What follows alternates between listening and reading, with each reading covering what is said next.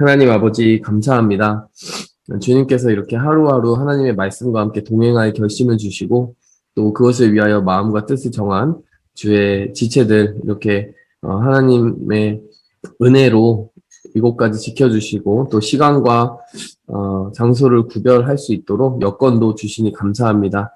하나님께서 우리의 나눔 가운데 정말 풍성히 임재하여 주셔서 하나님의 말씀에 지극히 크고 또 놀라운 것과 달콤한 그 진리의 면면을 깨달을 수 있도록 하나님께서 함께하여 주시옵소서. 우리가 서로 붙들어주며 격려하며 또 읽어가는 그 모습들만 보아도 힘을 얻으면서 끝까지 성경을 완독할 수 있도록 주님 힘을 주시옵소서. 예수님의 이름으로 기도하였습니다. 아멘. 네. 자, 안녕하세요. 대현 형제. 네. 안녕하십니까. 안녕하십니까. 자, 바로 우리 시작할 거는, 우리끼리 있을 때 이렇게 또 이 통독반에서 좀 다른 것으로도 잠깐 좀 보고 싶은데요. 제가 가지고 있는 자료 중에 성경 익스프레스라는 이 자료가 있어요. 그래가지고 나중에 여러분들한테 또 그냥 파일을 드릴 수 있을 것 같은데, 네, 요거 한 세 챕터 정도 보고, 그 다음에 지난 시간 지난번까지 우리 본 지난 통독 분량 잠깐 빠르게 리뷰해보고, 네, 그리고 다음 우리가 읽을 리딩 분량 중에 성막이라는 게 있습니다. 네, 그 성막이라는 부분이 조금 아리송하고 힘들 수 있기 때문에 제가 미리 그걸 조금 약간이라도 리뷰해 드릴 수 있는 시간을 가지면서 오늘 또 마무리하면 될 것 같아요. 그 세 가지 정도 익스프레스하고 지난주 리뷰하고 또 성막 앞으로 읽을 거 그거 조금 보면은 오늘 시간이 채워질 것 같습니다. 자, 보시면 이거 우리 한번 그냥 가봅시다. 자, 이 지금 성경 기초 상식인데 자, 올드 테스트먼트는 몇 권이다? 여러분? 39, 네, 39권. 자, 그러면은 신약은 몇 권인가요? 20, 네? 20이요? 27. 맞습니다. 9구단을 외우시면 돼요. 39, 27입니다. 그래서 39, 27이고요. 네, 이렇게 9구단을 외는 거죠. 그리고 합치면 몇 권? 더하기. 지금 빨리 하시면 되는데 66권이죠. 네, 그래서 외우기는 참 쉽습니다. 자, 이 성경을 주제별로 나눠보면요. 크게 이렇게 세 가지로 나뉜다고 하는데 성경의 분류법은 굉장히 다양해요. 다양한데 뭐 이런 분류법도 있습니다. 예를 들면은 역사, 체험, 예언. 근데 역사라고 하는 거는 이제 지난 시간에 우리가 살아온 우리 이스라엘 민족들의 이야기를 시간 순서대로 이렇게 쭉 배열해 나가는 거죠. 뭐 우리가 역사라는 말의 뜻을 모르진 않잖아요. 그래서 한마디로 이건 과거에 대한 얘기죠. 근데 체험은 뭘까요? 혹시? 그 성경에서 체험이라고 하는 건 좀 현재를 다루고 있는 건데 지금 당장 내가 마주치는 현실 속에서 느끼는 감정들, 하나님과의 그 동행하면서 느끼는 감정을 현재형으로 표현한 그런 텍스트들 뭐가 있을까요? 혹시 생각나는 거 있으세요? 네? 체험은 좀 더 어, 찬양이라는 그런 체험인 것 맞습니다. 같은데. 맞습니다. 그 딩동댕입니다. 시편이 바로 그런 책을 말하는 거죠. 그러니까 지금 현재 일어나고 있는 일들을 문학적인 감성으로 풀어낸 현재적인 텍스트가 이 체험 텍스트예요. 자, 미래 텍스트는 뭐냐면은 아주 그 우리 성경에 독특하게 나와 있는 예언서들 있잖아요. 예를 들면 뭐가 있나요? 여러분 생각나는 예언서. 계시록. 그렇죠. 요한계시록 대표적이죠. 그래서 이 주제별로 나눌 때 큰 카테고리 세 가지는 과거, 현재, 미래를 이렇게 각각 아우는 역사, 체험, 예언 이렇게 나눌 수가 있다는 거예요. 이 분류로 한번 보니까 자 보시면은 구약 성경 뭐 신약 성경 여기 다 나눠 본 것 같아요. 자 보니까 여러분 이거 화면 잘 보이시나요? 텍스트? 네. 네. 자, 역사서를 보니까 창세기, 출애굽기, 레위기, 민수기, 신명기, 여호수아, 사사기, 룻기, 사무엘 상하, 열왕기 상하, 역대 상하, 에스라, 느헤미야, 에스더. 이게 그 과거에 있었던 일들을 그냥 쭉 시간 순서대로 읽어 나간 거잖아요. 그쵸? 신약 성경 같은 경우에는 마테마가, 누가, 요한, 사도행전까지 이게 역사서입니다. 체험서는 여러분이 딱 보면 이게 뭐가 체험서라고 하는지를 확실히 여러분이 성격 파악이 되실 거예요. 자, 시편 너무나 당연한 대표적인 체험서죠. 잠언 잠언도 그렇지 않습니까? 그러니까 자기 그 솔로몬이라든지 뭐 여러 사람들이 잠언을 썼는데 그런 개인적인 체험과 감상들, 깨달음을 기록한 거고요. 수기 형식으로. 약 일종의 요즘 말로 하면 뭐 에세이 형식으로 이렇게 쓴 거잖아요. 욥기도 마찬가지 아니에요? 욥이라는 한 개인이 경험한 이야기를 쓴 거니까 체험이고 전도서, 아가서 다 마찬가지입니다. 예언서가 굉장히 많다는 게 성경의 특징 중에 하나인데 구약 성경에 이만큼 있고 신약 성경에 한 권밖에 없어요. 네, 왜냐면은 예수님이 여러분 이 예언서의 대부분의 내용이 뭐겠습니까? 결국 어떤 걸 예언하고 있을까요? 예수님. 그렇죠. 예수님이 오셔서 하실 일을 예언하고 있는데 신약 성경에는 예언서가 하나밖에 없어요. 왜 그럴까요? 왜 이렇게 빈약한가요? 구약에 비해서. 오셨습니다. 중요한 예언은 오셔서 다 이루셨잖아요. 그러니까 이 부분들에 있어서는 좀 그 구약 성경에 압도적으로 예언서가 많은 이유가 그렇게 설명이 되는 거죠. 물론 예언서의 내용이 다 예수님에 관한 것만 있는 건 아니고 이제 이스라엘이라는 국가 자체의 운명이 어떻게 될 것인지 그 지정학적으로 이렇게 이스라엘 둘러싸고 있는 다른 나라들이 아이고 네 다른 나라들이 이스라엘을 뭐 괴롭히고 멸망시키고 뭐 이런 여러 일들을 하게 될 것에 대해서도 예언하고 있는데 사실 되게 우리가 집중해서 봐야 되는 거는 예수님에 대한 얘기가 되게 많죠. 대표적으로 여기 이사야 53장 여러분 보시면은 아 이건 진짜 예수님이야 이런 이야기가 생각이 들 거고 다니엘서에도 많고요. 요나서 예수님이 대표적으로 내가 요나가 물고기 뱃속에 사흘 있었던 것처럼 나도 3일 밤낮을 그 무덤 가운데 있으리라 이렇게 얘기하신 뭐 대표적인 거잖아요. 그렇죠? 여기 보면은 예수님이 가득 차 있습니다. 그래서 여러분 보시면 과거 그리고 체험은 현재 그리고 예언은 미래. 근데 마찬가지 여기도 여기 근데 체험이라고 되어 있는 카테고리에 신약 성경이 되게 많죠. 이거 다 뭡니까? 사실은 장르가 뭐죠? 네. 예, 잠깐 지금 뭐라고 말씀해 주셨어요. 뭐였나요? 편지요. 맞아요. 현재인데 장르로 따지면 문학 장르로는 편지 맞아요. 편지 말씀해 주셨는데 사도 바울이 로마 교인들한테 보낸 게 로마서고 고린도 교회 보낸 편지가 고린도서고 다 그렇습니다. 뭐 히브리서는 히브리인들에게 보낸 편지. 자, 어쨌든 편지도 마찬가지잖아요. 한 개인이 그 당시의 사건과 일에 대해서 표현한 글이기 때문에 이제 체험으로 들어가는 거죠. 그래서 과거, 현재, 미래입니다. 자, 이렇게 주제별로 성경을 여러분이 스코프를 볼 수가 있고요.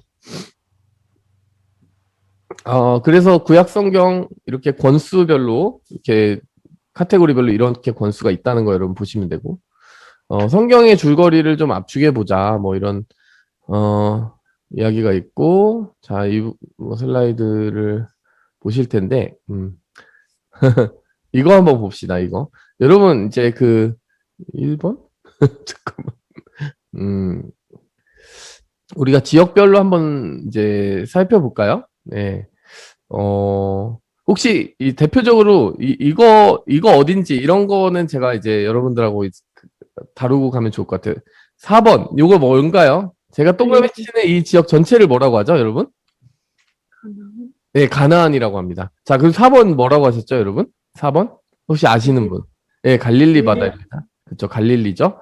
그리고 이 6번은 뭐라고 하죠? 사해. 네, 사해입니다. 그리고 이 사이에 있는 이 파란 선은 뭔가요? 요단강?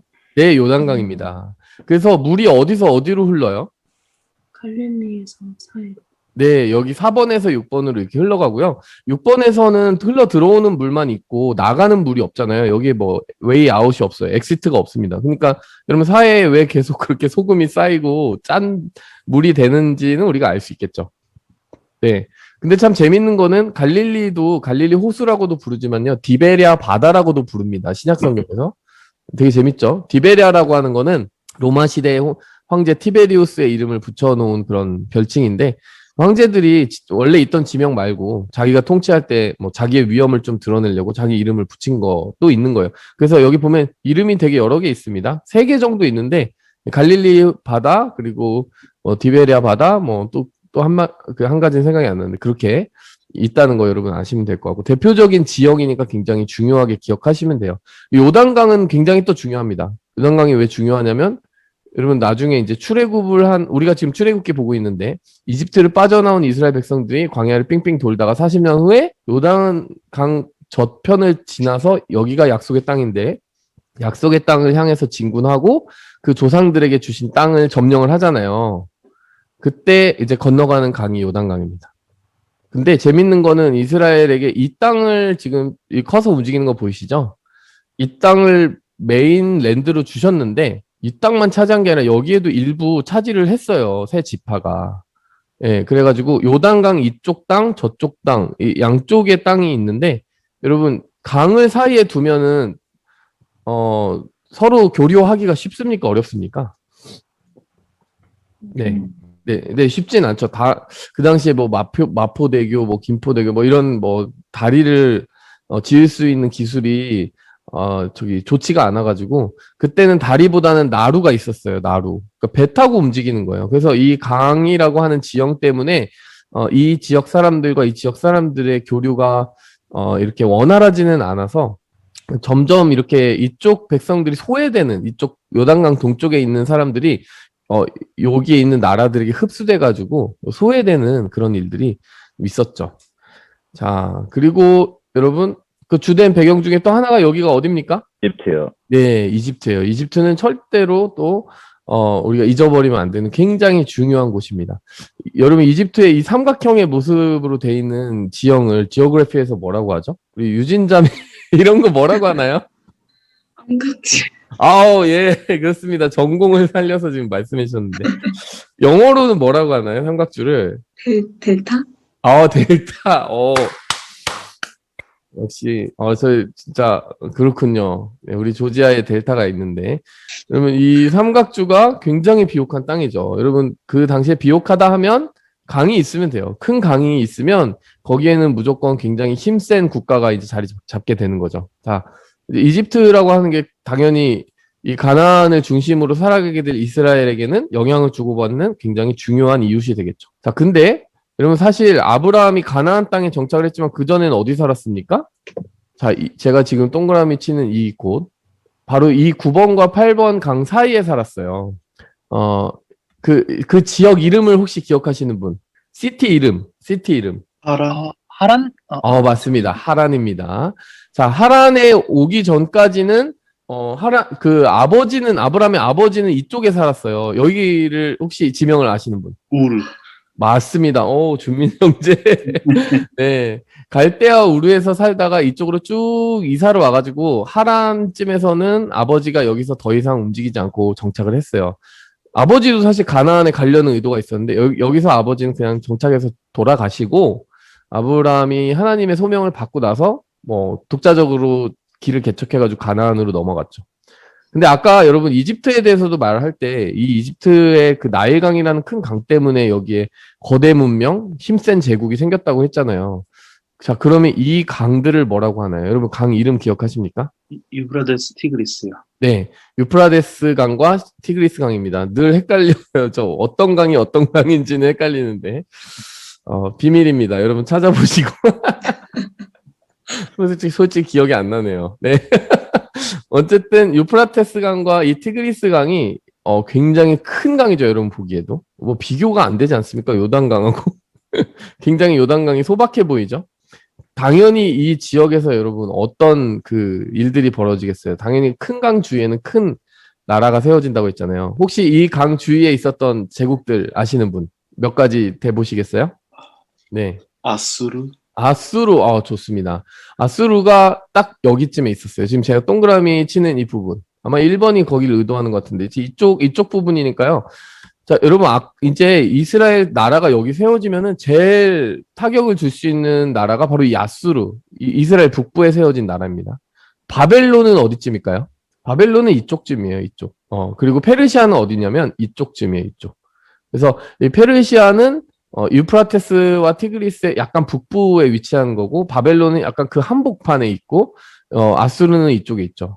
근데 이 강하고 가까울수록 굉장히 힘을 강력하게 이제 발휘를 하는 건데 이 아수르가 나중에 여기에 세워진 우리 하나님의 나라 중에서 북이스라엘을 멸망시키는 역할을 하고요. 여기에 있던 바벨론이 와서 남쪽에 그나마 살아남았던 남유다를 멸망시키는 일을 하고요. 페르시아는 어떤 일을 하느냐? 페르시아는 나중에 아수르도 이기고 바벨론도 이기고 이제 마지막으로 남은 슈퍼파워인데요. 이쪽에 열강인데 이 사람들은 여기로 잡혀왔던 바벨론 시대 때 잡혀왔던 남유다의 주요한 사람들을 다시 포로를 이쪽으로 돌려보내는 일을 합니다. 그러니까 아수르 때 그리고 아수르에 의해서 바벨론에 의해서 나라가 멸망하지만 그 다음에 페르시아에 의해서 다시 한번 재건된다고 보시면 될 것 같아요. 뭐 페르시아가 적극적으로 재건을 이렇게 지원했다기보다는 이 재건하고자 하는 의사를 좀 존중해서 그들에게 허락을 해줬다라고 보는 게 좀 올 거예요. 페르시아는 좀 그런 관용 정책을 펼쳤고 그 관용 정책을 펼친 대표적인 왕이 고레스 왕입니다. 자, 여러분 종합적으로 볼게요. 그러면 사실 아브라함의 할아버지 그쪽은 되게 좋은 데 살았던 거예요. 7번이면 여기 바벨론의 바릉지에 살았던 거니까 여기서 살았으면은 거의 세계 거대 제국의 그 물결에 함께 이렇게 편승을 해가지고 굉장히 호의호식하면서 좀 힘께나 쓰는 사람들로 살 수도 있었을 것 같아요. 근데 하나님이 굳이 이 힘께나 쓰는 강에서 이쪽으로 건너오게 하셨죠. 여러분 강을 건너왔기 때문에 붙은 닉네임이 뭔지 아십니까? 혹시 아시는 분? 퀴즈? 강을 건너다라는 그 뜻이 뭔지 아시는 분? 히브리어. 아, 맞습니다. 히브리라고 하는 게 강을 건너다는 뜻이에요. 그래서 여러분, 성경에 기록된 우리 그 택함받은 민족을 히브리 민족이라고 하는 이유는 그들이 처음 부름 받았을 때 한 일이 뭐다? 이쪽 하란에서 요 강을 건너가지고 이 땅에 왔다라는 것을 의미하는 거죠. 강을 건넌 민족이에요, 여러분. 근데 그게 여러분, 그냥 우리가 신앙적으로 좀 생각해 볼 필요가 있어요. 강을 건넜다라는 거는 뭔가 중대한 결정이기도 하지만, 그 고대 사회의 그 민족 사람들에게는 강이 어떤 곳이었다고요? 파워였다라는 거예요. 근데 그 파워가 모이는 곳을 버리고 오히려 광야로 갔다라는 걸 의미하죠. 여러분, 창세기 지난주에 읽으셨을 텐데, 꼭 탈선할 때 어디로 가요? 아브라함이 처음 그 부름 받자마자 창세기 12장에서 바로 탈선하잖아요. 어디로 갑니까? 애굽으로 갔어요. 애굽으로 갔죠. 애굽에는 뭐가 있다? 또 강이 있죠. 그 강 주변에 있는 슈퍼파워들과는 하나님이 근데 궁극적으로는 그쪽 길로 가지 말라고 하나님 하신 거예요. 왜냐하면 여러분 이집트에서 나중에 보면 굉장히 노예를 붙들고 학대하는 일들이 있고 여러분 뭐 바벨론, 페르시아는 말할 것도 없어요. 이제 노아 세대 이후에 여기 쭉 퍼져 살았던 그 70인의 민족들이 만든 그 나라들은 점점점 제국화되어 가지고 사람들을 학대하고 어떤 힘을 모으고 살아가는 그런 질서에 익숙해져 가고 있었거든요. 그러니까 바벨탑을 쌓는다는 게 그냥 높은 탑을 쌓았다라고 하는 그런 걸 떠나서 이 강 주변에서 거대 제국을 세우고 약한 자를 짓밟는 사회의 구조를 만들어가는 그런 영적인 흐름을 대표하는 게 바벨탑이에요. 그러니까 이 큰 강들과 하나님은 어울리지 말라는 거예요. 하나님은 큰 강을 떠나서 오히려 세상 관점으로 보면 되게 이상한 선택을 하게 하시는 거죠. 너는 광야로 가서 나를 만나라. 예. 그리고 그게 따지고 보면은 되게 뭐라고 하냐면 좀 이상한 땅인 거예요. 그 땅은 앞으로도 보겠지만 요 거대 제국을 바탕으로 나온 나라들이 계속 괴롭히잖아요. 괴롭힘을 당할 수밖에 없죠. 근데 여러분 궁적으로 따져봅시다. 여러분 바벨론, 페르시아 지금 이름이야 화려한 그 역사로 남았지만 그들이 뭔가 영향력을 주면서 남긴 게 있나요? 지금 현재 살아있는 영향 없잖아요. 이집트도 마찬가지로 뭐 그냥 피라미드 스핑크스 가서 보는 재미 관광 코스로는 남았죠. 근데 그들이 뭔가 우리가 리스펙트하고 따라갈 만한 영적인 흐름을 남긴 건 없잖아요. 하나님은 너희가 스스로 가난함을 택하라.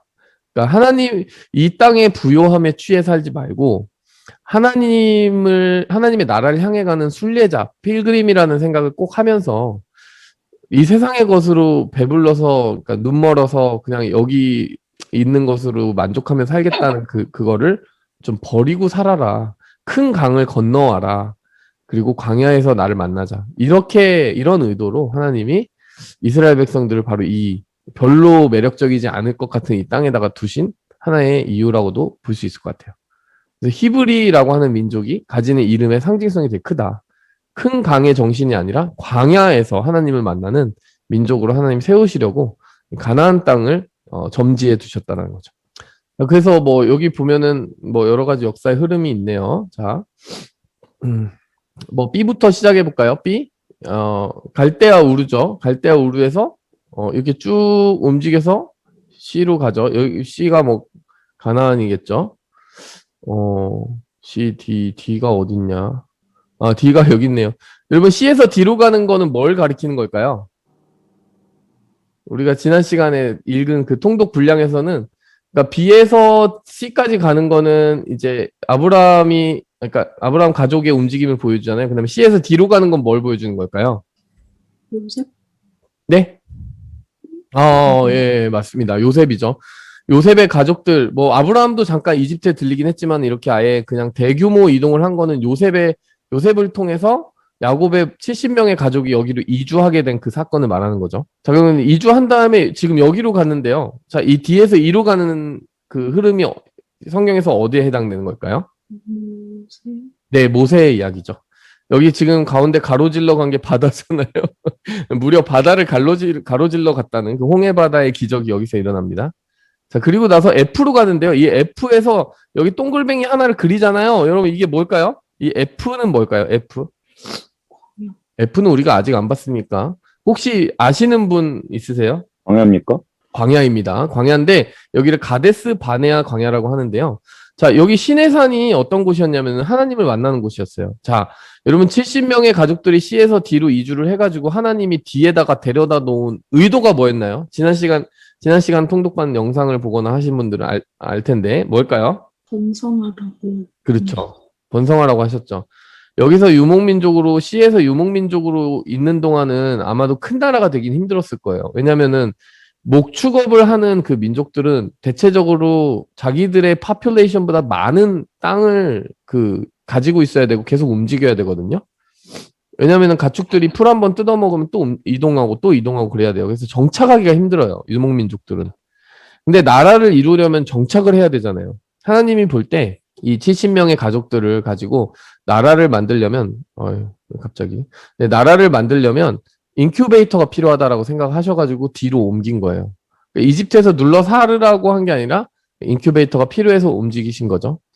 근데 여기서 이제 400년이 지나면서 실제로 70명이 갑자기 200만 명으로 커져갔어요. 자, 이제 나라를 만들 수 있는 그 큰 사이즈가 됐잖아요. 근데 문제는 뭐냐? 노예살이를 너무 오래 했어요. 그러면 나라를 지을 만한 어떤 주도적인 감성이 없는 거예요. 어떤 진취적인 마음이 없는 거예요. 그냥 먹고 사는 일에 이미 취해가지고 굉장히 그냥 하루 잘 먹고 잘 살면 되는 그런 사람들이 되어버린 거예요. 뭐라고 해야 되지? 뭐 안 주면 불평하고 뭐 줘도 감사하지 않는 그런 노예 근성. 네, 노예 근성 속에 아주 그냥 찌들어버린 거죠. 그래서 하나님이 이들을 그냥 가만히 그대로 지금 현재 모습 그대로 나라를 가서 니네가 건국하라고 할 수는 없었어요. 여러분 만약에 이런 사람들이 노예살이 하다가 갑자기 내일 나라를 이끄는 지도자가 된다 그러면 어떻게 될까요? 나라가 어떻게 될까요? 뭐 나라가 말이 아니게 되겠죠. 나라를 이끌어 갈 만한 어떤 그런 비전이 없는 사람들이 나라를 이끌면 망하잖아요.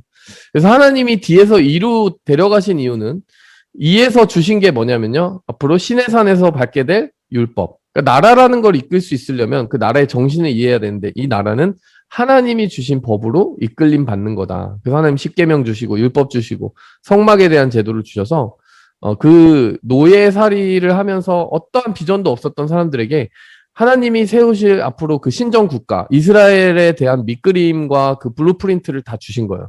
니네가 건국하게 될 나라는 이런 나라야. 갑자기 어제까지 노예살이로 살면서 그냥 내일에 대한 소망도 계획도 없던 사람들이 하나님 앞에 받은 비전 치고는 되게 커다란 크기 아닙니까? 나라를 세우게 만들 것이다. 근데 여러분 나라를 세울 비전을 받았는데 그 사람들이 그걸 잘 소화할 수 있었을까요? 없었을까요? 지금까지 살아온 삶보다 너무 큰 꿈을 꿔야 되니까 사람들이 체한 것 같아요. 그래가지고 온갖 불평 그리고 원망 하나님의 뜻을 이해하지 못하고 이집트로 좀 돌아오고 싶다 뭐 이런 사람들이 속출하기 시작했고 하나님이 결국에 어떤 결정을 하시냐면 너넨 광야를 좀 돌아야 되겠어. 그래서 여러분 여기 빙글빙글이라는 게 여기 그 표시가 그 의미입니다. 실제 몇 년을 돌았나요? 40년이요. 네, 40년을 돌았습니다. 여러분 혹시 카메라 같이 공개해 주실 분 있으시면 공개해 주세요. 네. 같이 한번 이야기 나눠봅시다. 토크에 토크 여러분. 마이크도 푸실 수 있는 분 푸셔도 돼요. 자, 여기 그래서 광야를 이렇게 빙글빙글 도는 이 과정은 어떤 과정이냐면 한마디로 말하면 여러분 internalize라고 하면 될 것 같아요. internalization. 하나님이 비전을 주시긴 했는데 그 비전이 나의 것으로 싹싹싹 스며들기 위해서는 시간이 필요했어요. 그래서 40년 동안 1세대가 죽고 2세대가 이제 태어날 때까지 하나님이 그냥 좀 돌게 하신 거죠. 근데 도는 동안 약간 하나님이 어떤 분인지에 대한 체험할 수 있는 간증들이 많이 쌓이게 하신 거죠. 그래서 그들이 이제 준비가 되었다라고 할 때 여기 이 쥐가 뭐예요? 쥐. 혹시 신명기에서 나오는 이 장면이 바로 이 쥐인데요. 모압 평야라는 곳입니다. 모압 평야에서 모세가 죽어요. 모세가 죽기 전에 마지막 설교를 하는데 그 마지막 설교가 바로 신명기입니다. 여러분 신명기 전체가 설교예요. 신명기 여러분 설교 뭐 길게 하는 분들 많이 있지만 저도 뭐 설교가 짧진 않은데 예, 제일 투머치 토커는 모세였다. 저는 뭐 그렇기 때문에 여러분 신명기 보시면 신명기 분량 자체가 예, 전체가 설교라는 걸 알고 보시면 굉장히 놀랄 겁니다. 한 자리에서 설교하신 거예요. 근데 그 설교의 내용은 뭐였냐면 출애굽기의 내용과 많이 겹쳐요. 그 출애굽기와 민수기 내용하고 많이 겹칩니다. 그래서 우리가 신명기는 안 읽을 거예요. 너무 좋은 소식이죠. 네, 가급적이면은 그 리딩에서 속도를 내기 위해. 근데 여기서 왜 옛날 얘기를 그렇게 많이 했냐? 요즘 옛날 얘기 많이 하고 너무 많이 얘기하면은 좀 요즘 세대 감성이 안 맞는데 모세는 옛날 얘기를 그렇게 길게 하셨어요. 왜 했냐? 그동안 있었던 일들을 다시 복귀하라는 거죠. 야, 니네 이집트로 왜 보내신 것 같아? 왜 이집트에서 왜 우리는 시내산으로 갔을까? 시내산에서 우리는 무엇을 마음속에 간직했어야 되는 걸까? 왜 우리가 뭘 잘못해서 그걸 제대로 간직하지 못해가지고 빙글빙글 돌았던 것 같아? 자, 그걸 생각해. 너희를 시에서 뒤로 보낸 건 하나님의 비전을 이루기 위해서야. 그 나라를 세우기 위해서야. 복의 근원이 되게 하기 위해서야. 나라를 세우려고 그래서 시내산에서 율법도 주셨어. 근데 니네는 그런 하나님의 백성으로서의 자존감이나 정신을 제대로 갖추지 못했고, 그래서 1세대가 이 광야에서 다 망하게 된 거지. 이렇게 얘기하면서, 그런데 이제 우리는 준비가 됐고, 하나님이 하신 그 40년간의 일들을 다 체험을 했으니, 이제는 새로운 마음과 정신, 그리고 십계명 우리가 받은 시내산에서의 모든 율법을 가지고 여기에 제대로 들어가자. 이런 얘기를 하는 거죠. H라고 하는 건 이제 약속의 땅으로 진군해서 가는 거죠. 그러니까 G에서 H로 들어갈 때 이제 이미 이스라엘 백성들은 군대 조직화됐어요. 군대가 된 겁니다. 여러분 출애굽기 읽으면서 되게 재밌는 표현들 많이 등장하지만 이스라엘 사람들을 민족 나라라고도 부르지만 굉장히 이스라엘 사람들을 부르는 독특한 표현이 있었는데 뭐 혹시 기억나시나요? 방금 제가 했던 말 중에 있습니다. 이스라엘 사람들을 뭐라고 불렀나요, 하나님이? 네, 준민 형제 뮤트가 풀려 있기 때문에 준민 형제에게 물어보겠습니다.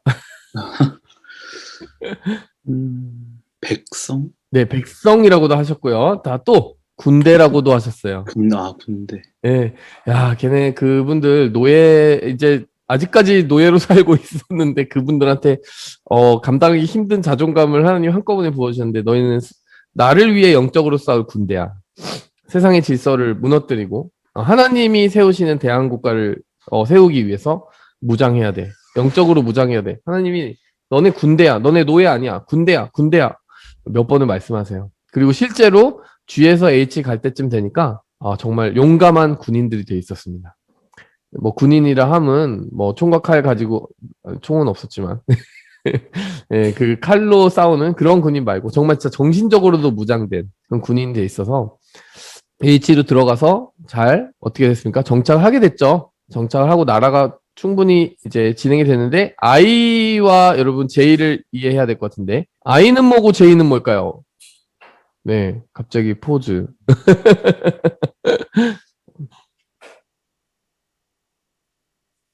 네, 저도 잠깐 포즈인데. 예, 여러분, J와 I 이 선은요, 어떤 시대 이야기를 하는 거냐면은, 자, 아까 J가 바벨론의 발상지라고 했잖아요. 바벨론이 와서 여기를, 그러니까 바벨론 오기 전에 북쪽에서 한번 멸망을 당하죠. 북이스라엘이 멸망을 당하고 포로로 끌려가고 두 번째로 끌려간 곳이 이제 바벨론에서 침공을 해가지고 침략을 당하고 포로로 끌려가고 I와 J는 포로기를 의미하는 거예요. 포로기를 의미하는 것입니다. 자, 그 다음에 아니다. J가 포로기를 의미하는 거네요. 예, 바벨론이 이제 와서 침공해가지고 아수르는 아예 기록을 안 했네요 여기. 바벨론에게 침략을 당한 걸 의미하는 거예요. 그 다음에 침략을 당했는데 포로로 잡혀간 사람들이 다 이쪽으로 강제 이주를 당했거든요. 여기서 다시 돌아옵니다. 이 포로 귀환을 말하는 거네요. 포로로 잡혀갔던 그 사람들이 다시 돌아오는 이야기가 I라고 할 수 있고 화살표가 없는데 이쪽이겠죠. 이쪽으로 화살표가 되어 있겠죠. I 그 다음에 J 잠깐만 I가 먼저네. 네, 포로로 끌려갔다가 여기서 다시 귀환을 하는 거구나. 네, 자, 이 K는 뭘까요? 그럼 K. 네, K가 여기서 있었던 일들, 에스더서 같은 이야기가 바로 K라고 볼 수 있을 겁니다. 페르시아에서 있었던 일들. 그러니까 포로로 잡혀갔다가 돌아온 사람도 있었지만 돌아오지 못하고 여기서 쭉 눌러앉게 된 사람들도 있거든요. 그래서 그 사람들 하나님 어떻게 보호해 주셨는지 K라고 볼 수 있고요. 뭐 또 다니엘 같은 사람도 여기서 그냥 계속 활약을 했죠. 이제 L이 이제 L이 포로 귀환이구나. 예. L이 포로 귀환이고 그다음에 M, N. 자, 포로기에서 잡혀서 이제 다시 귀환을 했고 M은 뭐고 N은 뭘까요? 지금 이미 신약 시대로 넘어온 것 같아요. 그쵸? 자, 제가 생각할 때는요. M은요. 예수님 시대를 말하는 것 같아요. 이제 신약입니다. 예수님이 이제 사역을 했던 걸 말하는 거고 N은 뭘 말하는 거냐면 여기 지금 벌써 이렇게 쭉쭉쭉쭉쭉 이게 뭡니까? 이게 뭐예요? 와이파이 신호죠. 네. 복음 전파를 말하는 거죠. 그래서 여기 사도들의 활동을 말하는 것 같아요. 자, 그렇게 우리 정리할 수 있을 것 같습니다. 자, 그렇습니다. 그러니까 우리 나라를 세우고 나서 이제 북쪽에서 침략, 남쪽에서 침략 받고, 그 다음에 포로로 돌아오고, 그 다음에 예수님이 오시고, 그 다음에 사도들에 의해서 복음이 이렇게 전파되어 갔다. 자, 한마디로 다시 정리를 하도록 할게요. 하나님이 아브라함, 이삭, 야곱을 부르신 그 빅픽처가 어디까지 이끌어졌는지 여러분 아시겠죠? 하나님은 가족을 부르셨지만 가족을 부르시면서 그 가족과 함께 어떤 꿈을 꾸셨다? 가족을 통해 뭘 세우시려고 하셨다? 네. 지금 초이자매 말을 들었습니다. 저는 나라를 세우려고 하셨고 그 나라를 세우는 과정은 어떻게 됐냐면 이제 너넨 강을 이제 건너와라. 너 이 세상 힘 의지해서 제국 속에 그 제국의 그 파도에 휩쓸리지 마. 이렇게 얘기하는 거죠. 너넨 다른 정신 가지고 살아야 돼. 하나님을 광야에서 의지하는, 하나님을 예배하는, 광야 한복판에서 하나님을 예배하는 그런 사람을 살아야 돼. 그래서 A에서 B로, B에서 C로 이동하는 그 모든 흐름은 바로 그런 흐름이었고, C에서 D로 가는 거는 그 광야에서 모이게 된 가족이 여기서 잠깐 인큐베이터 역할을 하는 이집트 안에서 나라의 사이즈를 갖추기 위해서 하나님 키우신 거죠. 계속 나라 얘기를 하고 있는 겁니다.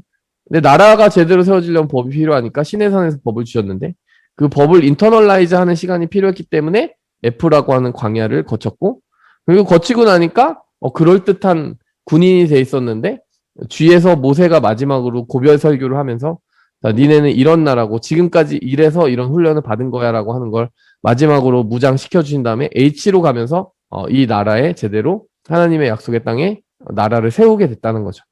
나라를 세우고 좋기만 한 게 아니라 계속 하나님이 주셨던 것을 우리가 리마인드 하지 못하잖아요. 그러다 보니까 잊어버리고 그래서 포로로 잡혀가게 되는데 그게 I의 일이다.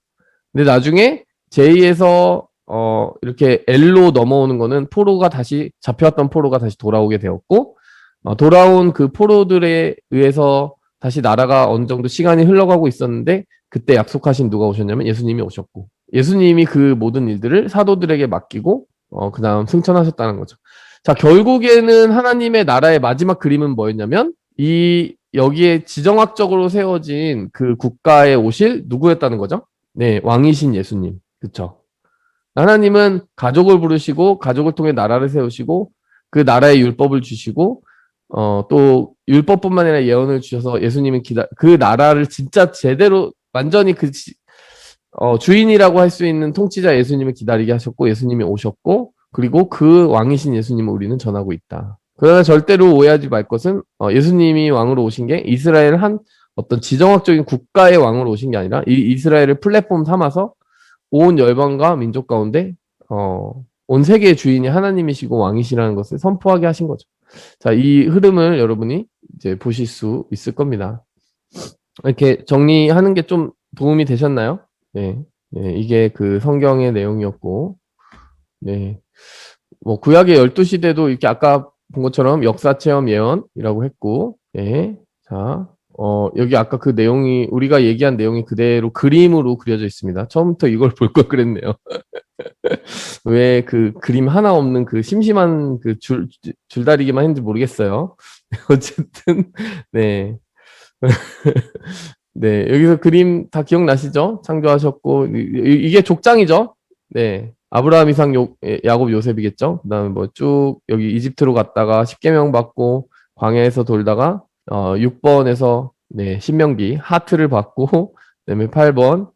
여기서 이거는 사사를 의미하는 거예요. 사사나 사사를 의미하고, 9번은 왕들을 의미하고, 10번은 그 왕국이 북과 남으로 이제 분열되었던 걸 의미하고 11번은 포로로 잡혀간 걸 의미하고 11번에서 12번은 예, 다시 돌아오는 그 에스라 느헤미야 그쪽 이야기를 얘기하는 거고요. 예. 그리고 나서 신약 얘기는 여기 없네요. 예, 구약까지. 근데 여기 그 아주 재밌게 12가지 상징으로 구약 성경을 요약하는 그 이야기를 여기다가 적어놨는데 다 C로 그 이니셜을 맞췄습니다. 예, 처음에 크리에이션, 창조, 맞죠? 창조 이야기죠? 창세기 1장에서 11장까지. 그 다음에 클랜을 불렀잖아요. 아브라함, 이삭, 야곱, 요셉. 부족 국가를 만드셨죠. 12장에서 50장까지 다 가족 얘기였잖아요. 자, 그 다음에 confinement, 여러분. 노예로 살게 된 장면들. 우리가 읽고 있는 지금 출애굽기. 자, 근데 나중에 그들을 구출해 내시고 그들에게 법을 주셨는데 그게 뭐다? 커맨먼트다. 출애굽기에서 레위기까지. 그 다음에 민수기는 뭐다? 그들이 이제 광야를 삥삥 도는 그 상황 속에서 쓰여진 민수기. 그 다음에 신명기는 뭐예요? 다시 커비넌트. 제 언약을 주신 거죠. 니네 강 건너 요단강 들어가기 전에 다시 한번 기억해 하면서 마지막 리마인드. 그 다음에 정복, 컨퀘스트. 말 되죠? 다 C로 맞췄네요. 그 다음에 사이클은 뭐다? 사사기 때 사이클. 사사기 때는 굉장히 사람들이 혼란스럽게 살았어요. 하나님의 법을 잡고 있고, 하나님이 건져주시면은 감사하지만 또 타락하고 건져주시고 타락하고 이런 일들이 반복되는. 그래서 사이클이라는 닉네임이 붙었습니다. 하나님이 그 사이클을 멈추시기 위해서 왕을 세우셨어요. 좀 더 스테이블하게. 그게 왕관, 크라운. 자, 그 다음에 chasm. 이거는 뭐 분열이죠, 분열. 남북 분열되고. 그러니까 분열됐다는 거 벌써 이제 영적으로 많이 이상한 일들이 벌어지기 시작했다는 거고 하나님이 매밖에는 답이 없다. 이 매가 답이다. 이러면서 포로로 잡혀가게 하셨는데 그 captivity, 여러분, captivities라고 했던 이유는 네, 북이스라엘과 남유다에게 두 번의 captivity가 일어나기 때문이죠. 그 다음에 다시 돌아와서 포로에서 돌아온 사람들이 무너졌던 성전을 재건하는 장면이 나옵니다. 스룹바벨 성전을 재건하고. 그러니까 처음에 솔로몬 성전 이때 그 왕관 크라운 시절에 지었던 성전은 이미 없어요. 그래서 두 번째 스룹바벨 성전이 지어집니다. 네, 그게 그 스룹바벨 성전이 지어지고 그게 construction, 그래서 건축이죠. 다 보니까 creation, clan, confinement, commandment, camping, covenant, conquest, cycle, crown, chasm, captivity, construction. 여러분 다 들어오시죠? 상징도 다 들어오시죠? 눈에? 네, 뭐 우리가 그냥 계속 이 이야기를 이렇게 보는 게 우리한테 큰 그림을 줄 것 같아서 참 도움이 될 것 같아요. 네. 이게 성경 익스프레스가 이런 부분들을 잘 정리해 놔가지고 아브라함 얘기도 여러분 우리가 잘 봤는데, 네. 그 다음은 우리가 한 이야기들을 조금 뭐 리뷰를 해볼까요? 네. 자, 기억나시죠? 여러분, 아브라함 이야기. 아브라함이 부름 받았는데, 퀴즈 한번 해봅시다. 여러분, 아브라함이, 처음 하나님께 부름 받을 때, 갈 곳을, 알았으니까, 몰랐으니까. 제가 너무 여러분들을 무시하는 것 같아요. 여러분, 마이크 다 풀어주세요. 리뷰 몰랐어요. 시간인데. 네? 몰랐죠? 몰랐어요. 네, 당연히, 알면 제가 물어보지 않겠죠. 모르니까 물어봤겠죠. 네. 그러면 하나님이 구체적으로 뭐라고 얘기하시면서 가라고 했나요? 혹시 기억나시는 분? 성경 말씀 기억나시는 분? 네. 12장에 나오는데. 네. 뭐라고요? 네. 내가 너에게 지시할 땅으로 가라. 그쵸? 그러면 그 말을 듣는 것만큼 막막한 게 없습니다. 예, 그냥, 여기로 가면 돼라고 한 게 아니라, 자, 보니까, 고향 친척 아비집 떠나서 내게 보여줄 땅으로 가라. 이 보여주시고 나서 가라고 해도 갈까 말까인데, 보여주시도 않고 가라고 하시니까, 좀, 근데, 확실히 아브라함의 믿음을 보여주는 거죠. 자, 근데, 어쨌든 따라갔는데, 보이시죠? 따라갔는데, 처음 정착한 곳이 어딥니까? 처음 정착한 그 곳을 가리키는 두 시티 이름을 찾아보세요. 어딥니까? 네, 이 지도 중에 시티 고르시면 돼요. 아브라함이 처음 제단을 쌓은 곳. 베델 아이 네, 그렇습니다. 이 베델과 아이 사이에 그 제단을 쌓았죠. 근데 하나님의 지시 없이 괜히 남쪽으로 가요. 이 남쪽 지역을 네게부 지방이라고 합니다. 네게부 지역에서 가장 핵심 시티 중에 하나를 부엘세바라고 하는 거예요. 남쪽으로 갔더니 가뭄이 왔어요. 여기 비도 잘 안 오거든요, 사실. 그러니까 비가 안 오니까 다시 이쪽으로 올라가야지가 아니라 어디로 갔어요? 이집트로 갔습니다. 이집트로 가서 아내를 빼앗길 뻔하는 그 어이없는 일이 벌어졌다. 근데 결국에 하나님의 뜻을 깨닫고 다시 돌아왔어요. 다시 돌아온 다음에 있었던 일이 뭡니까? 너무 부자가 됐거든요. 부자가 돼서 좋은 줄 알았는데 부자가 되어서 어떻게 되었어요, 여러분? 실험해야죠. 네, 그렇죠. 너무 부자가 되고 가축도 너무 많아져가지고 땅이 비좁아져가지고 결국 롯이 헤어지게 되는 일들을 이제 맞이하게 되는데 롯이 좋은 땅을 택해서 간 게 아니에요. 롯에게 선택권을 줬더니 롯은 소돔으로 갔어요. 네. 아브라함은 그냥 이 땅에 머물렀습니다. 아브라함의 마음속에 벌써 그래 하나님이 부르신 땅을 벗어나면 안 되는 거구나라고 하는 걸 이미 이집트에서 깨달은 거죠. 롯은 이런 세속적인 선택을 했고 결과를 바로 맞이하게 됐습니다. 어떤 결과였죠? 이 땅에 어떤 일이 벌어졌죠? 소돔에? 전쟁이 일어나서 잡혀가요. 네, 처음 일어났던 게 전쟁입니다. 그래서 이 북쪽 다메섹에서부터는 다마스커스죠.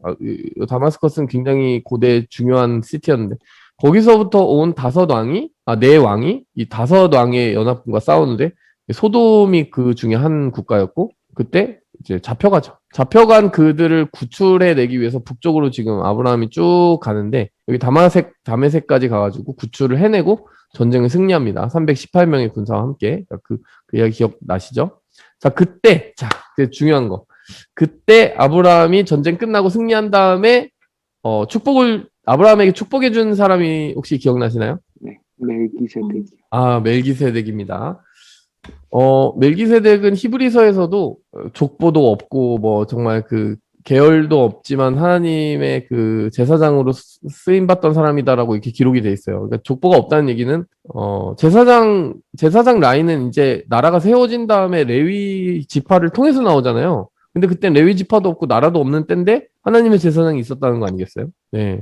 그런 얘기를 히브리서에 기록을 했는데 어쨌든 그 사람에게 11조를 드립니다. 왜냐면 하나님이 나를 이기게 하셨다라는 고백을 하고 자 그리고 나서 하나님이 이제 횃불 언약을 체결을 하시죠. 나는 너의 방패다. 네. 그러면서 하나님이 어떤 예고를 하시냐면 400년 동안 너에게 정말 백성을 줄 건데 그 다음에 400년 동안 노예 생활할 거야. 뭐 이런 얘기까지 다 하시죠. 뭐 거의 400년간의 이야기를 다 스포일 하셨다고 보면 돼요. 네. 자, 근데 아브라함이 한 실수 또 뭐가 있나요? 뭐 아내를 누이라고 판 거 말고 또 하나님이 분명히 자녀를 준다고 했잖아요. 근데 그다음 했던 약속이 아니라 실수. 사라 말고 이스마엘 네, 딸을 그렇죠. 이스마엘을 낳게 되는 그 여성의 이름은 뭐죠? 하갈이었나? 네, 하갈입니다. 하갈과 그렇게 이제 하갈 아내 사이에서 아들을 낳아야 되겠다는 계획을 하게 됐는데 그 아이디어 자체를 아내가 내놓았어요. 사례가. 기괴한 아이디어입니다. 네. 근데 따지고 보면 15장에서 너의 몸에서 상속자가 나온다라고 했지 너와 사례 사이에서 상속자가 나올 거야라고는 얘기 안 하셨으니까 그렇게 합리화를 한 것 같아요. 아브라함이. 그래 내 몸에선 태어나지만은 사례 봐라. 지금 아이를 낳을 수 있는 상태가 아닌데 내가 내 수단으로 내 지혜로 하나님의 약속을 내가 이해하는 선안에서 이루어 보자. 아마 이런 생각을 한 것 같아요.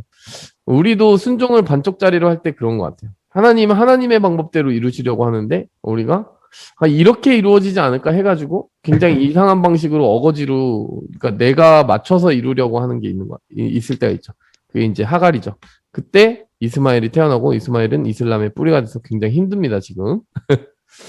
근데 하나님이 다시 와가지고 13년 후에 이렇게 자녀를 주셨다. 그리고 할례를 하라고 명령하셨다. 이름을 바꾸셨다. 네, 우리가 이런 것들을 다 봤죠. 자, 그러면서, 예, 소돔과 고모라가 이렇게 멸망하는 장면이 나오는데, 여러분, 소돔과 고모라가 멸망하고 나서 암몬과 모압이 어떻게 세워지게 됐는지, 암몬과 모압이란 나라가 어떤 과정에 의해서 세워졌는지 혹시 기억하십니까? 롯의 딸들이 그 롯과 그런 불경한 짓을 하지 않나요? 그래서 그렇죠. 네. 그렇죠. 하나님이 소돔과 고모라를 더 이상 살펴볼 수가 없어가지고 이렇게 불심판을 하시고 롯에게는 은혜를 베푸셨어요. 아브라함이 중보기도를 많이 하기도 했고. 예, 근데 산으로 도망갔는데 뭐 이제 더 이상 누구하고 남자를 만날 기회가 없으니까 우리가 어떻게 그 다음 제너레이션을 이어가냐 해가지고 아버지를 술을 마시고 동침해서 만든 아이들이 각각 암몬과 모압이었죠. 자, 그런 이상한 일이 벌어지게 되는데 결국 이 롯이 처음부터 첫 단추를 잘못 꼈다고 볼 수 있죠. 자, 창세기 20장에서는 이제 1년밖에 안 남았는데 또 누이라고 아내를 속였다가 빼앗길 뻔하는 또 실수를 반복하는 네, 우리 방심은 금물입니다. 아브라함을 보여줬고 네, 자, 그 다음에 이삭이 이제 출생을 했고요. 여러분 이삭이 주로 살았던 그 도시 이름 기억하시는 분?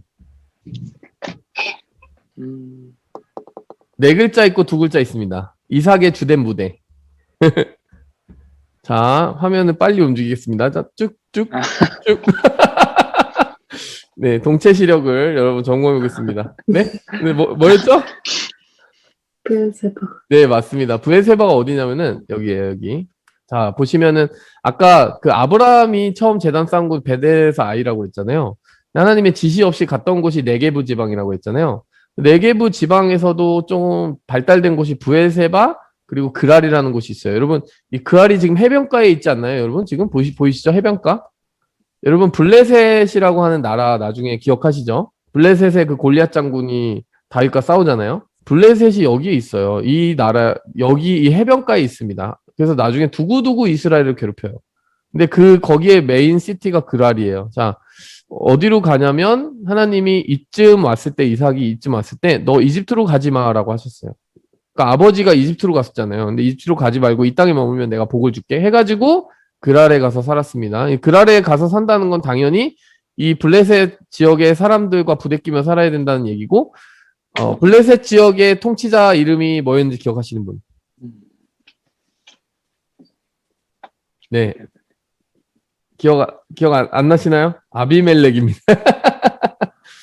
근데요, 여러분, 아비멜렉이 아브라함 때도 등장하는데 그 이삭 때도 등장해서 뭐야, 아비멜렉은 계속 사는 거야? 왜냐, 아비멜렉 또 나와요, 나중에. 사실은 아비멜렉은 사람 이름이 아닙니다. 아비멜렉이 뭘까요?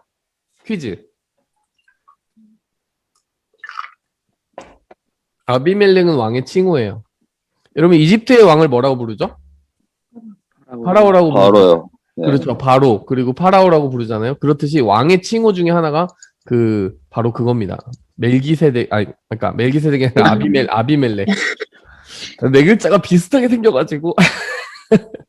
일단 아비멜렉한테 또 누이라고 또 속이는 그 일들을 아버지도 아들도 똑같이 저질렀잖아요. 그쵸?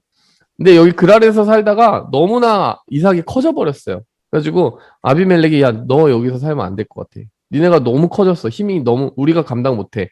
그래서 결국에는 그랄에서 어디로 갔냐면 이 브엘세바로 이동을 합니다. 브엘세바로 이동하는 동안 우물을 몇 개나 빼앗겨요. 그쵸?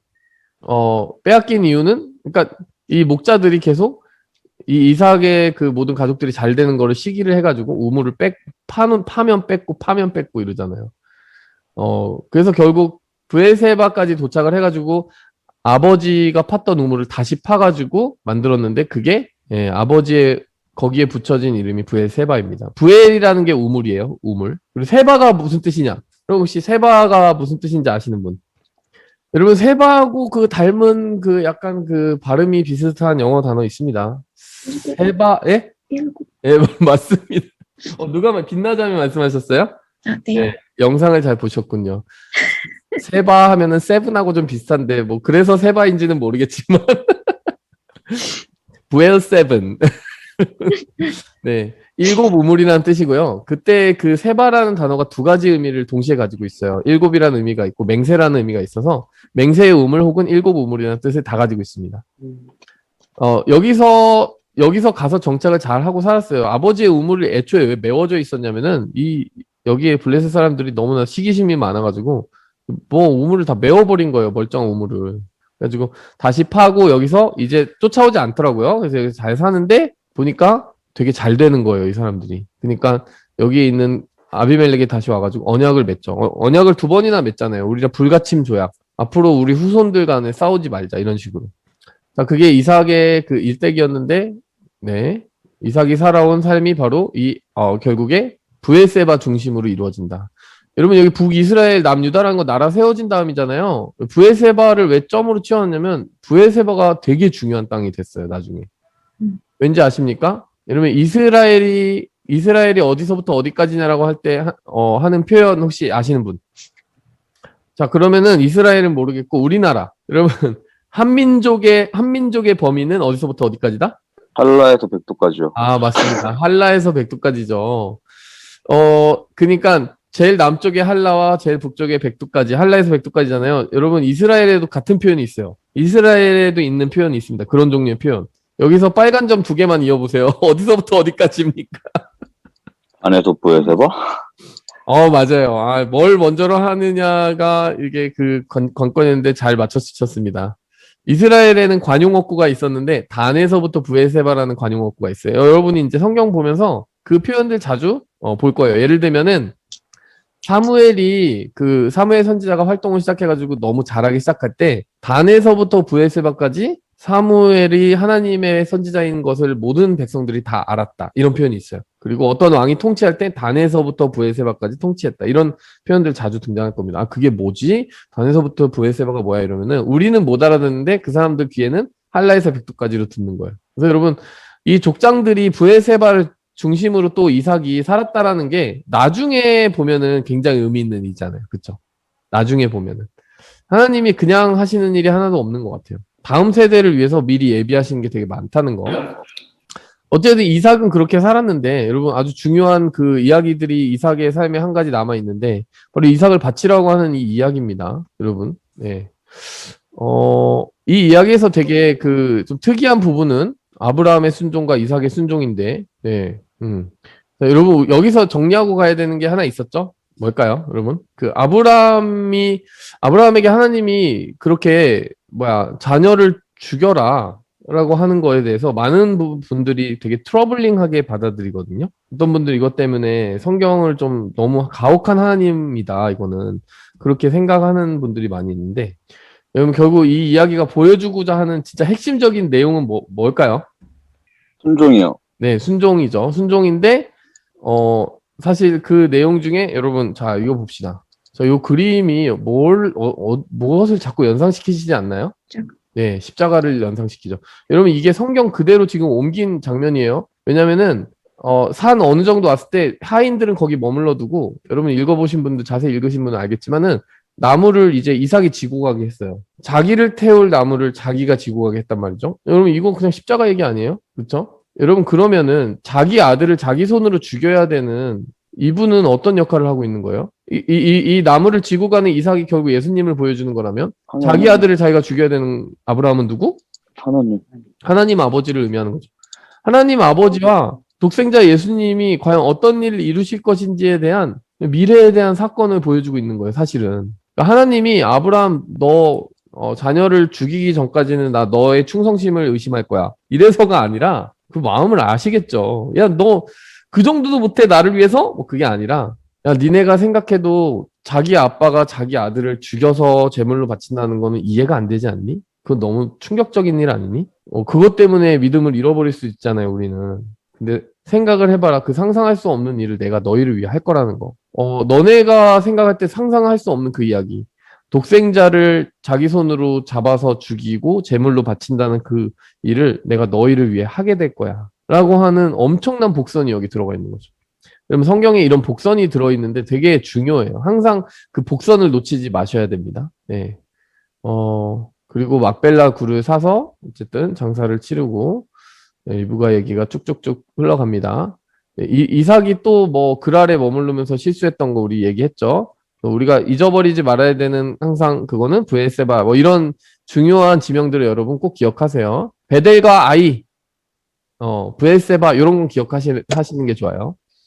아까 그 다투었던 우물들 에색, 신나, 르호봇 뭐 이런 게 있었는데 자 넘어갑시다. 자 축복을 가로채는 이 장면 되게 우리가 본 장면 중에 되게 하이라이트 중에 하나였는데 네. 자 에서는 별로 영적인 관심사가 없어서 뭐 팥죽에 막 팔아 넘기기도 하고 장자권을 뭐 그런 식으로 행동을 했었잖아요. 자 넘어가 봅시다. 이거 쭉쭉 넘어가고 우리 리뷰하기 위해서 한 가지를 볼 텐데 자, 그러면 야곱이 그냥 퀴즈를 내겠습니다. 퀴즈를 내야 되겠다. 예. 야곱이 아버지 이삭을 속이고 축복을 받은 방법은? 형처럼 원래 에서한테 축복받을 거를 네. 가로챈 거죠. 에서 인척해서. 네. 에서인 척 하기 위해 한 방법은? 털에 발랐습니다. 그쵸. 염소 털을 이제 바르고. 그리고 아버지가 그때쯤 이삭이 해오라고 한 게 있었는데 뭐였나요? 사냥해서 음식을 가지고 오라고. 가져와라. 네. 여러분, 이삭이 그 당시에 영적으로 어땠던 것 같아요, 여러분? 좀 양아치였던 것 같아요. 네, 양아치. 이삭이 굉장히 육적인 사람이 되어 있는 걸 볼 수 있습니다. 그러니까 뭔가, 내 마음에 드는 아들은 에서인 거예요. 그러니까 정말 하나님이 택하신 사람이 누구였는지를 모르는 거죠. 근데 여러분, 자, 또 다시 퀴즈. 그러면 리브가는 어떻게 야곱이 더 이렇게 사랑스럽고 그랬을까요? 하나님이 택하신 자라고 생각을 했을까요? 네. 네. 내리사랑. 네? 네. 수진자매 뭐라고요? 내리사랑이. 내리사랑. 그거 이렇게 편애받는 아들을 보면 조금 마음이 이렇게 짠하고 하기 때문에 아빠는 이렇게 엄마는 이렇게 한 명씩 좋아하는 리브가에게 하나님이 어떤 도대체 말씀을 주셨었죠? 맨 처음에? 동생이 네. 큰 자가 저거 저기 있네요. 큰 네, 자가 여기 작은 자가 있죠? 섬기라. 맞습니다. 큰 자가 작은 자를 섬기리라고 이렇게 이야기를 미리 해주셨죠. 근데 이게 상당히 큰 간증이었다고 제가 영상 속에서 말했는데, 왜냐면요, 여러분, 리브가 입장에서 리브가 막 배에 태동이 너무 심한 거예요. 그때 하나님 이건 도대체 어떤 일인가요? 라고 했을 때 하나님이 주셨던 말은 너의 그 뱃속에 두 국민이 있다. 이렇게 두 아이가 있다라고 말씀하신 거잖아요. 이게 왜 간증이 되나요? 간증이 된다는 게 여러분 그 시대 입장에서 생각해보면 쌍둥이가 내 뱃속에 있는 거 알 수 있나요? 몰라요. 절대 모르죠. 근데 하나님이 말씀해 주셨고 말씀해 주신 대로 나중에 태어나고 보니까 실제 그랬거든요. 그래서 하나님이 해주신 모든 말씀들이 다 사실로 드러나니까 거기에 겹쳐서 해주신 말씀도 다 이렇게 확실한 크레더빌리티가 생기는 거죠. 그래서 어쨌든 그렇게 리브가가 그 작전을 펼치게 된 이유는 그거다라고 이야기할 수 있고, 그럼 베델의 뜻은 하나님의 집입니다. 그렇죠? 베델의 뜻은. 그리고 야곱이 고난을 되게 많이 받았잖아요. 그렇죠? 네. 야곱이 라반에게 왜 그렇게 많이 고난을 받게 하나님 하셨을까요? 연단? 네, 연단이죠. 그렇죠. 자기가 사실은 믿음의 사람이지만 믿음의 사람이라고 해서 하나님이 그렇게 그 사람이 살아가는 방식을 다 인정해 주는 거 아니거든요.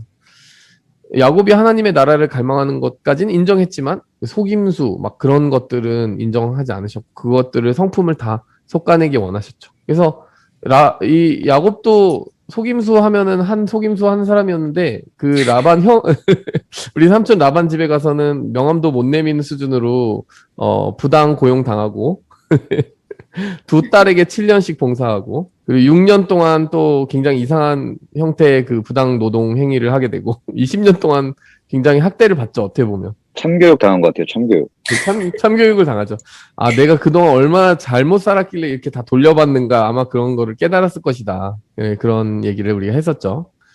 자, 목사님, 저 질문 하나 있어요. 갑자기 네. 생각나는 거. 네, 그 뭐지? 저기서 하나님이 네. 그 에서랑 야곱 중에 야곱을 사실은 네. 택하셨잖아요. 네, 근데 저 때는 장자의 축복이 되게 중요한 거였고, 네, 그러면은 하나님 말씀을 따르면, 네, 지금 보여지는 대로 엮이는 가정이 생기는데, 네. 그럼 그런 상황에서는 어떻게 해야 돼요? 어떻게, 이렇게 엮이는 가정이 생겼을 때, 네, 왜냐면 장자의 축복이 되게 중요했기 때문에, 근데 네. 하나님은 그걸 원하시고, 음, 그 엮기능이 안 될 수가 없는 거잖아요. 에서와 야곱의 그 음, 상황을 보면. 네. 그러니까 저게 뭐 어떤 게 하나님의 뜻이에요라고 여쭤보는 건 좀 어려운 것 같고, 음, 전 저런 상황이 참 딜레마인 것 같아서 음. 항상 헷갈리더라고요. 사실 이게 그 성경의 되게 일관적인 흐름을 보여주는 것 같아요. 그러니까 어떤 흐름이냐면, 하나님의 나라에 있어서 영적 질서는 세상의 질서와 다르다라는 걸 하나님이 계속 반복적으로 보여주시려고 하는 것 같아요. 그러니까 왜 야곱을 택하셨냐라고 하면은 에서는 하나님의 나라에 대한 관심이 없으니까 뭐 장자의 권리를 팥죽에 하나에 팔기도 하고 막 이랬잖아요. 근데 야곱은 육적으로 볼 땐 자격이 없지만 하나님이 볼 때는 하나님 나라를 갈망한 사람은 야곱이었다는 거죠. 그러니까 태어나서 볼 때. 그래서 하나님은 장자를 누구라고 선택을 하시냐면 먼저 태어난 사람이 무조건 그냥 기계적으로 장자다라고 하는 게 아니라 영적인 갈망이 앞서 있는 사람을 장자로 택하시는 거죠. 앞으로도 계속 우리가 요셉의 상황에서도 봤듯이 요셉을 장자로 바꾸시잖아요. 르우벤 대신에. 그렇게 한 이유도 요셉의 마음속에 훨씬 더 하나님의 나라에 대한 클리어한 픽처가 있었기 때문에 그렇게 하신 거죠. 그래서 하나님 나라의 설은 항상 뭐다? 믿음 크기다라는 거죠. 믿음 순이다. 네, 그런 거를 볼 수 있는 것 같아요. 야곱이 이렇게 베델에서 또 하나님 만나고 라반의 집에서 잘 참교육을 당하고 그 다음에 라반을 떠납니다. 라반을 드디어 떠나는데 야복강 사건이 되게 중요했던 것 같아요. 여러분 야복강에서 받은 이름은 네, 야곱이 받은 이름은 이스라엘. 네, 그거를 우리는 모를 수가 없죠. 이스라엘이죠. 근데 이스라엘의 이름의 뜻은 하나님과 사람과 겨루어 이긴 자다라는 이름이 있었잖아요. 근데 실제 하나님을 이겼다라고 볼 수 있는 상황이었나요? 네, 민경제 아니라고 했는데 왜 아니죠? 하나님이 져주셨어요. 그쵸, 져주신 거죠. 왜냐면 벌써 그 허벅지 뼈를 위골이라고 하는데 부러뜨렸다기보다는 아마 저기 그 디스플레이스먼트 시킨 것 같아요.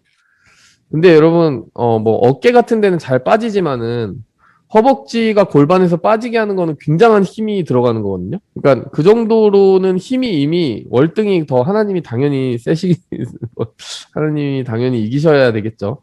이기신 건데 완전히 할 수 없는 아무것도 할 수 없는 야곱이 계속 그 하나님을 붙잡았을 때 거기 붙잡혀 주시거든요. 그러니까 야곱이 끝까지 놓지 않으니까 계속 거기 붙잡혀 주시는 거예요. 사실은 이스라엘의 이름의 뜻은 네가 하나님을 이겼다라는 뜻이라기보다는 진짜 뜻은 뭡니까? 그러니까 결국 내가 내가 너한테 져줄게 라는 뜻이죠. 그러니까 그러니까 이스라엘에게 야곱에게 해주시고 싶으셨던 말은 너의 삶을 통틀어서 내가 계속 너한테 져주는 내가 너를 그만큼 사랑해 이거죠. 더 사랑하는 사람이 더 져주는 거거든요. 그러니까 너가 축복이라는 것에 목매달면서 그걸 속여서라도 막 빼앗아야 되겠다라는 그 불안정한 마음을 가지고 살 것이 아니라 하나님이 너한테 퍼주고 하나님이 너한테 무슨 책을 잡혀야 잡혀주시는 게 아니라 불안해하지 마. 더 이상 불안해하지 마. 나는 네가 나를 붙잡고 놓지 않는 한 너의 힘에 제압돼서가 아니라 그냥 너를 사랑하는 내 마음 때문에 너를 축복하는 거야 라고 얘기하시는 거죠. 야곱이 그 말을 들으면서 굉장히 마음의 안정감을 회복했을 것 같아요. 그동안은 자기는 뭔가 덜 떨어진 사람이고 자격이 없는 사람이니까 속여서라도 계속 빼앗아야 되는 사람이었는데 아니라는 거야. 하나님이. 아니야. 내가 너한테 주는 거라니까. 봐봐, 그 증거가 이거야. 네가 아무 힘이 없는 데다가 붙잡혀 주잖아 이거죠. 그러니까 그 안정감을 주시기 위해서 야곱에게 한번 그 부러뜨림을 허락해 주신 거죠. 그리고 에서에게 그것이 굉장히 큰 에서에게 다가갈 때 힘과 용기가 되었다. 네. 자, 우리 요셉의 사건에서도 여러분 요셉의 사건에서는 하이라이트가 결국 뭐였냐면은 왜 유다였느냐 그리고 유다가 왜 자기를 그렇게 내세워줬느냐라고 하는 거였는데 여러분 나중에 예수님이 왜 유다를 통해서 오셨습니까? 리뷰 퀘스천 요셉이 아니라 이 이야기에서 주인공은 요셉인 것 같은데 왜 유다를 통해 오셨습니까? 예수님 네. 뭐라고 해야 되지? 뭐라고요? 네. 이 이야기 이 이야기에서 보면은 요셉이 형제들에 의해서 팔려갔잖아요. 그래서 그리고 네네. 형제들을 구원하는 거 나중에 그 역할을 하는 거는 요셉이었는데 나중에 되고 보니까 누가 가장 중요한 나중에 그 족보에 올라가게 되냐면 유다가 족보에서 그리스도의 족보상에 올라가게 되거든요. 네. 하나님이 왜 유다를 그렇게 축복하셨을까요? 왜 그랬을까요? 그, 질문으로 답하시면 네, 베냐민 대신에 네, 자기가 그쵸. 우리가 이미 살펴본 것처럼 베냐민을 위해 희생하는 선택을 한 거는 유다였고, 그쵸. 그 유다의 모습이 예수 그리스도의 그 하실 일을 너무나 정확하게 대변하고 있죠. 여러분 요셉이 그 형제들을 시험하는 모습 보면서 되게 무섭다고 생각 안 들었어요? 되게 집요하게 시험하잖아요. 은잔을 넣어가지고. 야, 베냐민만 두고 가. 너네 그냥 편하게 가도 돼. 이 장면이 그렇게 만약에 실제로 했다가 어떻게 됐을까요? 저는 약간 전에 쌓인 복수? 약간 예, 그런 것도 있는 것 같아서. 예, 그랬죠. 그러니까 자기 막내 아들을 그냥, 자기 막내 동생 그냥 막 이렇게 버리고 갔던 그것이 반복되는지 한번 보고 싶었던 것 같은데. 어쨌든, 유다가 거기서 아니다. 내가 대신 잡혀가겠다라고 했기 때문에 모든 상황이 다 풀렸죠. 자, 그러면 여러분 그 중에 우리가 37장부터 볼 때 제일 이상하게 여겼던 것이 하나가 38장 아닙니까? 여러분 38장은 어떤 역할을 했습니까? 유다에게. 갑자기 끼어든 그 며느리하고 이렇게 벌어진 일들, 이런 이야기들. 아들을 잃은 그 고통을 네. 느껴서 네. 이제 나중에 유다가 그렇게 희생할 수 있었던 것 같아요. 네, 그렇죠. 그러면 이 성경 전체가 맥락을 통해 보면은 다 의미가 있고, 그게 가장 중요한 것 같아요. 이해가 안 돼요. 이것만 가지고 보면은 이게 무슨 얘기인가 싶어요. 근데 알고 보니 아들들이 그렇게 죽고, 아들들이 그 죽는 과정에서도 가나안에 가서 혼인을 하는 그것도 앞서 있었던 일이 영향을 준 거거든요. 되게 심란한 그 유다의 모습을 볼 수 있고. 아들이 잃었고 그래서 아들을 잃는 고통을 아버지에게 주고 싶지 않았던 유다의 변화를 이끌었던 사건인 거죠. 38장이 그래서 중요했었죠. 그리고 예, 이렇게 결국에는 이제 제외를 하게 됩니다. 파라오에 의해서 제외를 하게 됐고 이 46장에서 50장까지 가장 중요했던 이야기 중에 하나가 고센에 대한 얘기죠. 자, 그래서 이 70명의 가족이 왔는데 자, 고센 땅에 왔습니다. 고센 땅에 왔고, 목축업을 버리라고 하지 않고 목축업을 해야 된다라고 얘기를 했어요. 목축업을 우리는 하고 있다고 얘기했습니다. 왜 그랬을까요? 자, 리뷰이기 때문에 여러분 기억하실 거예요. 애굽에서 융화되지 않기 위해서. 맞습니다. 그때 목축업을 하는 거는 이집트 사람들한테 되게 혐오스러운 혐오 직업 중에 하나였는데, 그걸 버리고 이집트에서 잘 나가는 직장을 택해라라고 얘기를 하지 않았어요, 오히려. 요셉은 혐오 직업을 그대로 계속 유지해라고 했어요. 왜냐면 너네가 혐오를 받아야 된다는 거예요, 오히려. 그래서 너네가 일종의 개토처럼 여기 고센이라고 하는 곳에 그냥 좀 시쳇말로 짱 박혀 살아라. 여기 그 메인 스트림에 들어가려고 하지 말고, 예? 주류 사회에 들어가려고 하지 마. 그냥 여기서 잘 기다리고 있다가 하나님의 때가 되면은 우리는 언젠가 여기로 보냄받을 거니까 이집트에 동화되려고 하지 마라. 이 의미를 가지고 있는 거죠. 이게 여러분 사람들의 흔한 성공 공식하고 너무 다르지 않습니까? 우리 메인스트림에 그렇게 들어가려고 목을 매다는 경우가 많잖아요. 근데 하나님이 그냥 너네 메인스트림 같은 거 꿈꾸지 말고 God's stream, God's stream을 따라가라 이렇게 얘기하죠. 예, 그 400년 왜요? 민경제? 기다리시라고 한 게 400년이에요. 네, 우리 생각할 때 메인스트림 말고 저기 시냇물가에서 400년 기다리라고 하는 게 좀 가혹하다. 참 두렵다. 이런 생각이 들죠? 이게 사실 우리 실제 삶에서 적용하기엔 굉장히 무서운 일이 아닙니까? 사실 이 사람들은 그 노예로 400년, 참 무섭다. 이런 생각이 들죠? 자, 여러분, 이 47장에서는 또 한 가지 요셉의 토지 정책에 대한 얘기도 제가 했는데 영상에서 이 부분이 좀 성경에 있다가 걸림이 되시는 분들이 있거든요. 왜냐면 사람들이 가뭄 때문에 자기 그 땅 팔고 집 팔고 하다가 가축 팔고 없으니까 결국 파라오의 종이 되어 버리거든요. 네, 이게 요셉의 토지 정책이 백성을 학대하는 정책이었습니까? 우리가 어떤 의미로 봤죠, 이거를? 어떤 의미였죠, 여기? 이게? 그 모아놨던 곡식을 이제 풀어가지고 팔고, 그러니까 돈을 받고 파는 거잖아요. 근데 계속 팔고 팔고 파는데 계속 가뭄이니까 사람들이 나중에는 더 이상 팔 게 없으니까 가축도 팔고, 아, 우리는 더 이상 팔 게 없으니 땅과 우리의 몸을 다 파라오에게 바치겠습니다 해서 종이 되어 버렸어요. 모든 사람들이 파라오의 종이 됐습니다. 파라오의 소장농이 됐어요. 그러면 이게 자본주의입니까?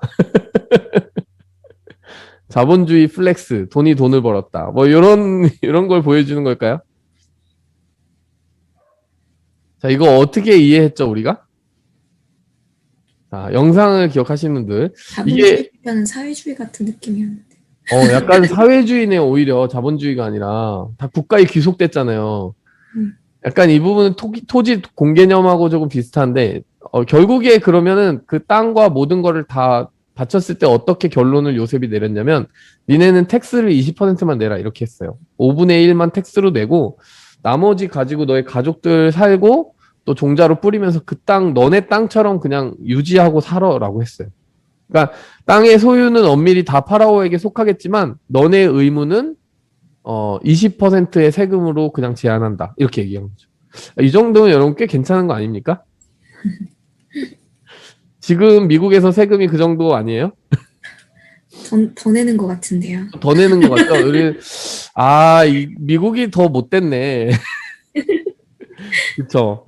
그리고 그 사람들을 실제 시티로 옮겨가지고 그 사회 보장을 조금 해주는 장면이 나오죠. 뭐, 우리 지금 시대랑 완전히 겹쳐 생각할 수는 없지만, 여러분이 이 부분을 볼 때, 요셉이 지금 다 종으로 삼은 거야? 뭐, 이 생각할 수 있지만, 사실 일어나는 일들을 보면은 국유화 했다고 보면 될 것 같아요. 토지를.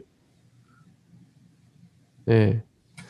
자, 어쨌든 이렇게 하면서 야곱이 유언하고 축복을 하는데, 결국 유언의 축복의 포인트는 뭐였냐면은, 그 중에 한 지파에게는 실제 너네 바닷가에 살 거야라고도 얘기를 했는데, 나중에 여기로 가야 돼. 여길 바라보고 있어. 눈을 고정해. 이 이야기였죠. 네. 그래서 야곱이 장례식 끝내고 요셉이 장례식 끝낼 때마다 그들이 공통적으로 했던 건 너네 이집트가 끝이 아니다. 이런 말씀하고 끝냈던 거고요. 자, 출애굽기 우리가 뭐 초반에 지금 개관 영상은 보셨을 것 같은데, 네. 이 출애굽기는 결국 뭐다? 지난 창세기에서는 사람들을 모아서 국민을 형성했다면, 그 다음에는 법을 주시고, 이제 땅을 주시려는 사전 작업이다. 이렇게 이야기를 했습니다. 네. 자, 여기까지. 우리 리뷰도 마쳤습니다. 오늘 아까 우리가 이제 계속 통독반 할 때, 아까 성경 익스프레스 있잖아요. 그런 것처럼 전체를 조망할 수 있는 그런 자료들을 한번 보고, 또, 리뷰는 오늘보다 조금 더 시간을 줄일게요. 그래서 앞으로는 제가 첫 번째, 두 번째는 1시간 반 했는데, 앞으로는 좀 더 시간을 줄이고, 여러분이 리딩을 하는 그 시간 더 확보해 드리기 위해서 1시간을 목표로 하겠습니다. 네. 그래서, 네, 오늘 혹시 뭐, 느낀 점, 지금 성경 읽으면서 어떤 걸 나는 느꼈다, 이렇게 얘기하고 싶으신 코멘트가 있으면은 잠깐 나눠주시겠어요? 네, 종빈 형제, 나눠주시겠어요? 느낀 점? 네.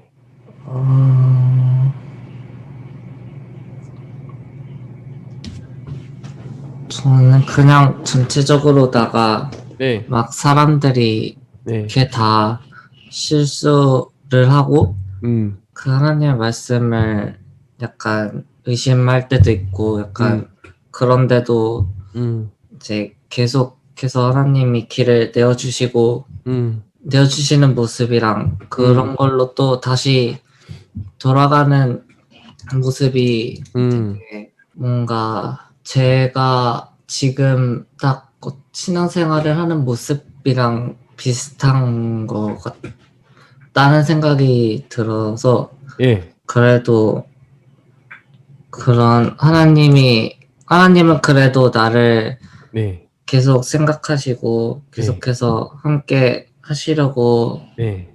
하는구나라는 생각도 들었고 네. 뭔가 그런데도 실수하는 제가 네. 되게 뭔가 아직 부족하구나라는 거를 네. 또 느끼고 네. 그런 실수를 하지 않고 네. 하나님의 말씀을 잘 들어야겠다는 생각이 들었어요. 너무 귀한 나눔이네요. 성경은 위인전과 플레이버가 많이 다른 것 같아요. 왜냐면은 되게 실수를 되게 적나라하게 만들어주잖아요. 창세기 38장이 대표적인 거 아닙니까? 굉장히 입에 담기 힘든, 가정사들을 드러내고, 아마 형제들이 동생을 팔고, 종으로, 동생이 형을 속이고, 아버지를 속이고, 뭐 막 그 며느리와 동침하고, 요런 거는 되게 어글리한 자기 아내를 누이라고 속이고, 비겁하기도 하고, 두려워하기도 하고, 사람의 모든 할 수 있는 안 좋은 선택들을 다 보여주는 것 같아요. 근데 하나님이 결국 말씀하시고자 하는 포인트는 도대체 아브라함, 이삭, 야곱, 요셉이 뭐가 특별해서 하나님이 택하셨냐, 그들이 완벽한 위인이었냐라고 하면 it's not about us, 그냥 우리에 관한 게 아니었다는 거죠. 결국 연약한 그들이지만 하늘나라를 사모하고 하나님을 바라보는 믿음이 있을 때 하나님은 그들이 강해서가 아니라 그들을 만들어 가시면서 쓰시더라는 거죠. 그리고 하나님과의 관계가 가장 중요했던 것 같고,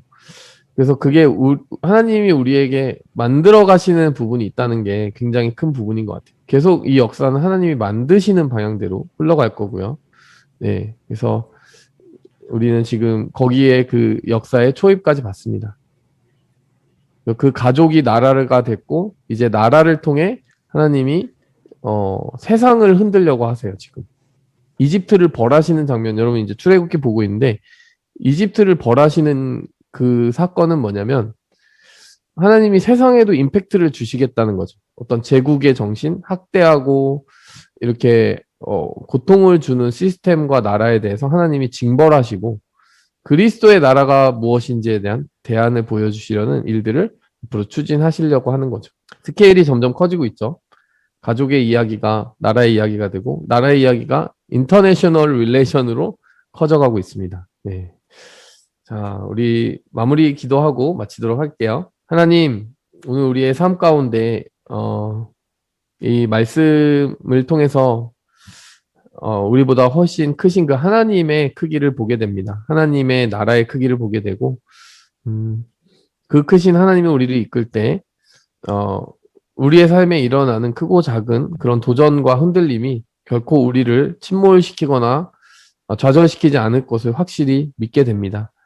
무엇보다 하나님, 그 하나님이 일관되게 꿈꾸시는 하나님 나라의 비전을 우리도 품고 살아가기 원합니다. 아브라함과 이삭과 야곱과 요셉, 그리고 이제 모세와 그 백성들처럼 하나님의 그 나라를 향한 프로젝트에 우리가 쓰임받게 도와주시고, 부름받게 도와주시고, 붙잡힘받게 도와주시옵소서. 예수님의 이름으로 기도하였습니다. 아멘.